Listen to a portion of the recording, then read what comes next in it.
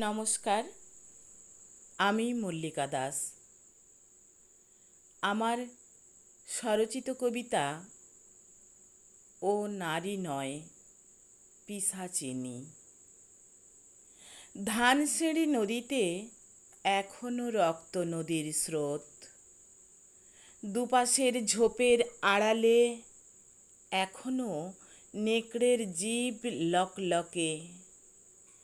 হায়নারা ছিঁড়ে খেয়েছে ঠোঁট, যতবার খুবলে খেয়েছে অভয়াদের শরীর, ততবার আড়াল করেছে ওই ডাইনি। কল্পকাহিনী নয়, রক্ত মাংসের পিশাচিনী। ধানসিঁড়ি নদী পাহারায় রাত জেগে আছে তিলোত্তমার দল, হাতে জ্বালানো মশাল। হায়না, শেয়াল, নেকড়েরা সাবধান।